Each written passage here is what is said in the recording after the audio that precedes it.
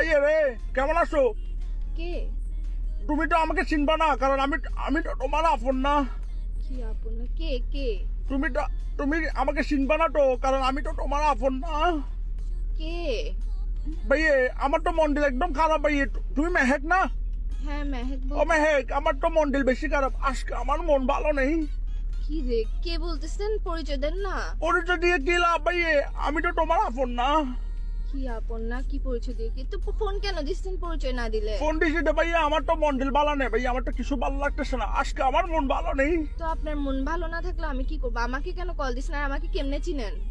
তোমাকে তো চিনবো, কারণ আমি তো তোমার আপন না। ও, আপন না হলে কেমনে চিনবেন? আর নাম্বার পাইছেন কোথায়? নাম্বারটা গুলো ভাইয়া আমার জন্য কোনো ব্যাপার না, আমি তো ভাইয়া অনেক বড় নেতা। তো আমাকে কেন কল দিচ্ছেন? আজীব ব্যাপার। আমাকে কল তোমাকে দিয়ে call আপনি দিছি তো- নেতা না ক্যাতা ফেতা এগুলা দিয়ে আমি কি করবো? এসব আমি গুনি না। আপনি কে? নাম দেন, পরিচয় দেন। তুমি কোনে কি করবো ভাই? আমি কি সংখ্যা আমার কোনটা এখন কটার জন্য ভাই? আমার তো মন ভালো নাই, কারণ আমি তো তোমার আপন না। দূর, ফার্স্ট থেকে একটা কথা লাগায় রাখছে, আমার মন ভালো নাই, আমি আপন না। তো আপনাকে আমি আপন বানাই কি করতে? আপনি আপসারাপ কল কেন দিচ্ছেন? যে কল দিয়ে আপসারাপ প্যারা কেন দিতেছেন? যে আমি তো তোমার আপন না।